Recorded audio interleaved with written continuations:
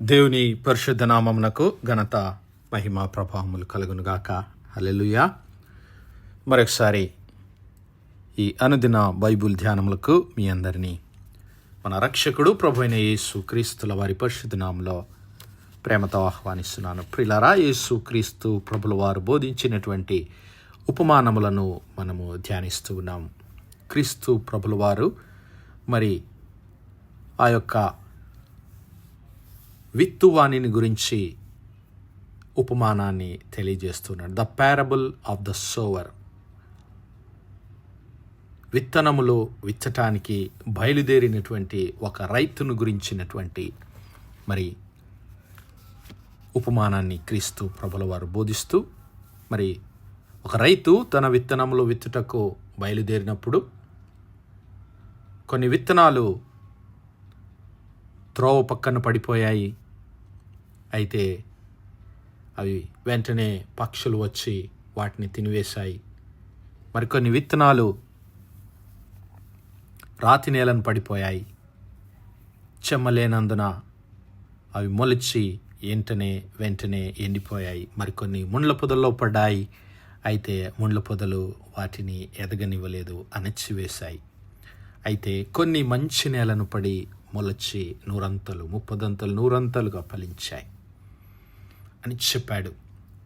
ఆ యొక్క ఉపమానమును గురించి బోధించిన తర్వాత శిష్యులు ఆయన యొద్దకు వచ్చారు. అయ్యా, ఏమిటి ఈ యొక్క ఉపమానం యొక్క భావము అని అడిగినప్పుడు ఆయన ఇదిగో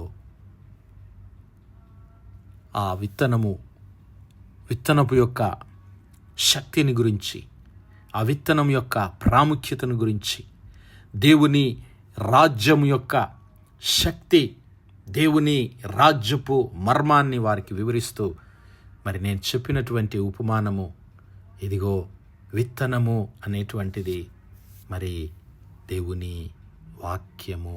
హల్లెలూయా. దేవుని నామానికి మహిమ కలుగునుగాక. The seed is the word of God. The seed is the word of God. Seed అనే మాట, విత్తనము అనే మాటకు 2 అర్థాలు మనం చూడగలం. విత్తనము మామూలుగా మరి వృక్షములు, మొక్కలకు సంబంధించిన విత్తనము. ఆ విత్తనము నాటితే మరి అలాంటి ఫలములు, వృక్షము ఫలిస్తుంది. అలా కాకుండా మరి యొక్క అర్థము ఆ సీడ్ అనే మాటకు, ఆ స్పెర్మా అనే గ్రీకు పదానికి ఉన్నటువంటి 2వ అర్థం ఏమిటి అంటే ఆఫ్ స్ప్రింగ్. మరి పిల్లలు లేదంటే వంశము అని చెప్పబడుతూ ఉంది. ఆఫ్ స్ప్రింగ్, నీ వారసులు, నీ వంశము, నీ పిల్లలు అనేటువంటి మాట పిల్లలకు మరి ఈ యొక్క సూచనగా ఉంటూ ఉన్నది. అయితే ఈ సీడ్ అనేటువంటి మాటను ఆదికాండము నుంచే మనం చూడగలుగుతాం. ఆదికాండము 3వ అధ్యాయము 15వ వచనంలో మొట్టమొదటిసారిగా క్రీస్తు ప్రభుల వారిని గూర్చినటువంటి వాగ్దానము, మెస్సియాను గూర్చినటువంటి వాగ్దానము, రక్షణ విమోచన ప్రణాళికను గూర్చినటువంటి వాగ్దానము దేవుడు మనకు వినిపించాడు. And I will put the enmity between you and the woman. దేవుడు సాతానుతో అక్కడ మాట్లాడుతున్నాడు. I will put the enmity between you and the woman and between thy seed and her seed. హల్లెలూయా. The seed of the woman shall bruise thy head. The seed of the woman shall bruise thy head. సాతానుతో దేవుడు అన్నాడు, ఇదిగో నీ సంతానముకు, స్త్రీ సంతానమునకు వైరము కలగజేస్తాను. స్త్రీ సంతానము నిన్ను తల మీద కొట్టును. అనగా స్త్రీ సంతానము నీ అధికారాన్ని కొట్టివేస్తుంది, నీ క్రియలను లయపరుస్తుంది.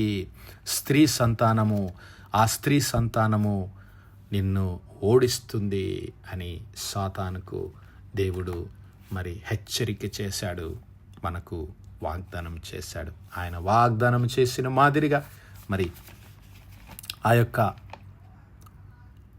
వాగ్దానాన్ని మనకు అనుగ్రహించడానికి దేవుడు అబ్రహామును ఎన్నుకొన్నాడు. అబ్రహామును ఎన్నుకొని, ఇదిగో నిన్ను దీవించి ఆశీర్వదించి అనేక జనములకు ఆశీర్వాదకరంగా ఉండటానికి నిన్ను నియమిస్తాను, నీ నామమును గొప్ప చేస్తాను, నీవు ఆశీర్వాదంగా ఉంటావు, నిన్ను ఆశీర్వదించు వారిని ఆశీర్వదిస్తాను, నిన్ను దూషించు వారిని దూషించెదను, నిన్ను దూషించు వారిని శపించెదను.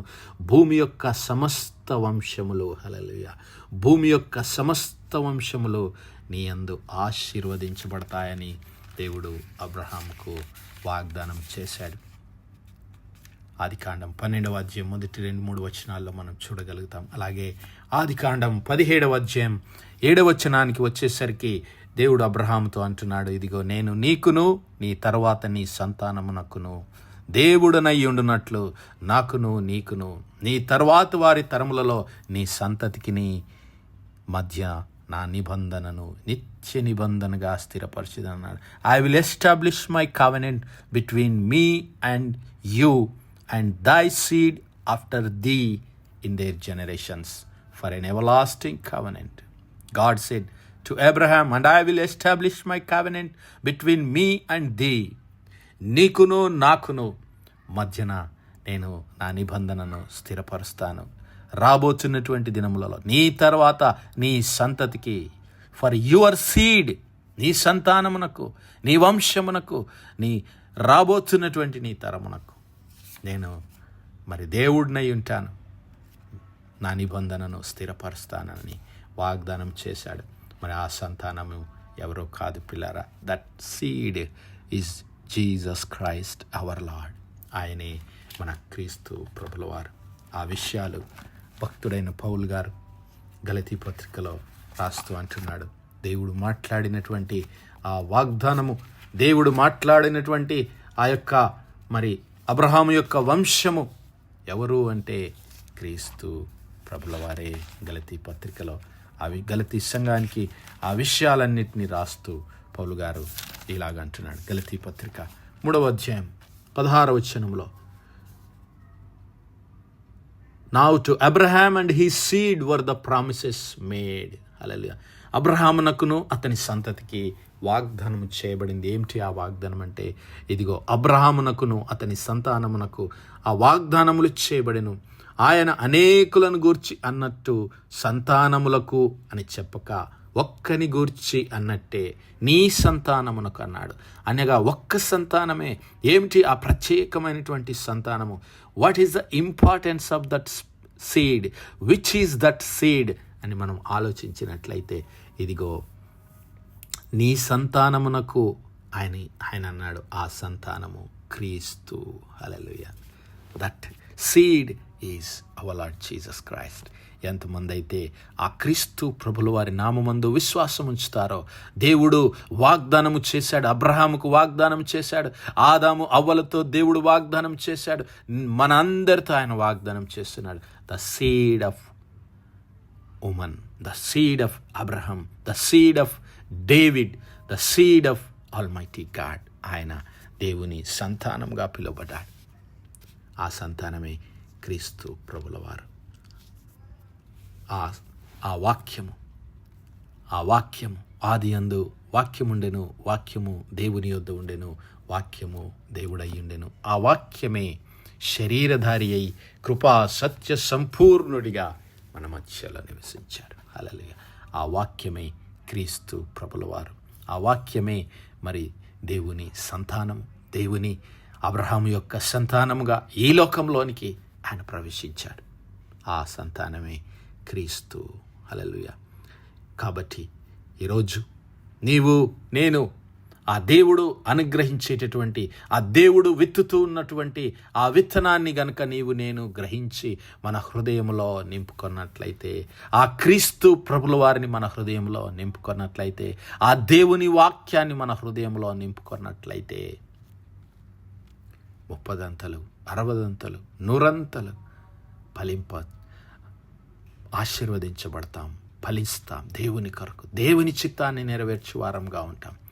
నిన్నటి దినాన చూసాం, యెషయా గ్రంథం 55వ అధ్యాయంలో దేవుడు అన్నాడు, నా మాటలు నా చిత్తాన్ని నెరవేరుస్తాయి, అవి మరి ఊరికే వ్యర్థము కావు, కానీ వర్షము హిమము పైనుండి వచ్చి మరి విత్తువానికి విత్తనమును, మరి రైతునకు ఆహారాన్ని ఏ విధంగా నా మాటలు అనుగ్రహిస్తూ అది ఆ వర్షము హిమము మరి విత్తువానికి విత్తనమును. మరి యెషయా గ్రంథం 55వ అధ్యాయం మనం ఒకసారి ఆ మాటలను గమనించినట్లయితే, యెషయా గ్రంథము 55వ అధ్యాయము, ఇదిగో నా నోటి నుండి వచ్చు వచనాలు ఎలా ఉంటాయంటే, వర్షమును హిమమును ఆకాశము నుండి వచ్చి అక్కడకు ఏలాగు మరలక భూమిని తడిపి విత్తువానికి విత్తనమును భుజించువానికి ఆహారం. హల్లెలూయా. కలుగుటకై అది చిగిర్చి వర్ధిల్లునట్లు చేయునో అలాగే నా నోట నుండి వచ్చు వచనము ఉండును. నిష్ఫలముగా నా యొద్దకు మరలక అది నాకు అనుకూలమైన దానిని నెరవేర్చును. నేను పంపిన కార్యమును సఫలము చేయును. క్రీస్తు ప్రభుల వారు ఆయన దేవుని రక్షణ ప్రణాళికను సఫలం చేయడానికి ఆయన ఈ లోకంలోనికి వచ్చాడు. అయితే ఆయనని నీ హృదయంలో చేర్చుకుంటే నీవు కూడా దేవుని చిత్తాన్ని సఫలపరచువాడుగా ఉంటావు. నీ జీవితము దేవునికి ఇష్టమైనదిగా, దేవునికి అనుకూలమైనదిగా ఉంటుంది. అలాగా నీ జీవితం, నా జీవితం ఆశీర్వదించబడాలి అంటే ఆ వాక్యమై ఉన్నటువంటి క్రీస్తు ప్రభుల వారు, ఆ విత్తనమునకు సాదృశ్యమై ఉన్నటువంటి ఆ క్రీస్తు ప్రభుల వారు ఈరోజు నీ హృదయంలో నాటబడాలి. ఆ విత్తబడినటువంటి క్రీస్తు ప్రభుల వారు దేవుడు ఈ లోకానికి ఆయనను పంపించి నీ కొరకు నా కొరకు ఆ రక్షణ సువార్తను ప్రకటించాడు. ఆ ఆశీర్వాదాలు పొందుకుందాం. క్రీస్తు ప్రభుల వారిని మన హృదయంలో నింపుకుందాం. దేవుని చిత్తాన్ని జరిగించడానికి తీర్మానం చేసుకుందాం. ఆయనకు మన జీవితాలను సమర్పించుకుందాం. అతి కృప, అతి ధన్యత దేవుడు మనందరి జీవితాల్లో అనుగ్రహించునుగాక. ఆమేన్, ఆమేన్, ఆమేన్. ప్రార్థించుకుందాం. హల్లెలూయా, హల్లెలూయా, హల్లెలూయా, హల్లెలూయా. స్తోత్రం, స్తోత్రం, స్తోత్రం, స్తోత్రములు తండ్రి. అత్యంత కృపాభరితుడవు, అత్యున్నత సింహాసనంపై ఆసీనుడవైన మా ప్రియ పరలోకపు తండ్రి, జీవము కలిగిన మా దేవ, సైన్యములకు అధిపతి వగు మా యెహోవా తండ్రి, కృపా కనికరములు గల మా ప్రభా, సూర్యోదయం మొదలుకొని ఇంత మట్టుకు మా తండ్రి మీ చల్లని రెక్కలను భద్రపరిచి అయ్యా మరొకసారి మీ ప్రియ కుమారుడు మా ప్రభు అయిన యేసు క్రీస్తుల వారి పరిశుద్ధ నామములో దేవా మీ కృపా సింహాసనం యొద్ద ప్రార్థించడానికి సజీవ లెక్కలో మమ్మల్ని లెక్కించిన మీ ప్రేమకు వందనాలు, స్తుతులు, స్తోత్రాలయ్యా. దినమెల్లా మీ యొక్క పరిశుద్ధాత్మ సహాయం, నడిపింపు, ఆదరణ, సహవాసాన్ని మాకు అనుగ్రహించిన తండ్రి మీకే స్తుతులు, స్తోత్రాలు చెల్లిస్తున్నాం. అవునయ్యా, మీ ప్రియ కుమారుడైన యేసు క్రీస్తు ప్రభుల వారు ఈ లోక రక్షకుడుగా మా కొరకు ఈ లోకంలోనికి వచ్చి మా కొరకు అనుగ్రహించినటువంటి ఆ రక్షణ, నిత్య జీవము, నిరీక్షణ, ఆ కృపను బట్టి దేవా మీకే వందనాలు, స్తుతులు, స్తోత్రాలు.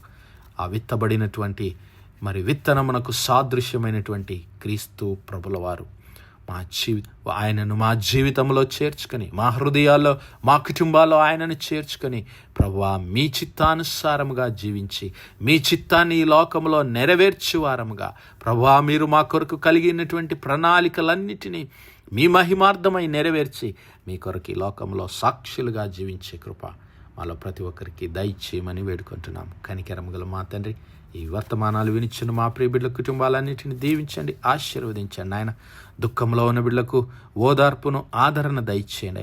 అనారోగ్యంతో ఆసుపత్రి పడకల మీద ఉన్నటువంటి బిడ్డలను యేసయ్యా మీ గాయపడిన హస్తం చేత ముట్టి సంపూర్ణ స్వస్థత, ఆరోగ్యం, బలమును దయచేయమని వేడుకుంటున్నాం. మా యవన బిడ్డలను ప్రభా మీ పరిశుద్ధాత్మ చేత అభిషేకించి అయా మీ బలమైన సాధనాలుగా వాడుకోమని సమస్త మహిమ, ఘనత, ప్రభావాలు మీ నామానికే చెల్లిస్తూ మా ప్రభును, మీ ప్రియకుమారుడు, మా రక్షకుడైన యేసు క్రీస్తుల వారి పరిశుద్ధ నామమున ప్రార్థించి వేడుకుంటున్నాం మా పరలోకపు తండ్రి. ఆమేన్, ఆమేన్, ఆమేన్. God bless you all. Praise the lord. Shalom.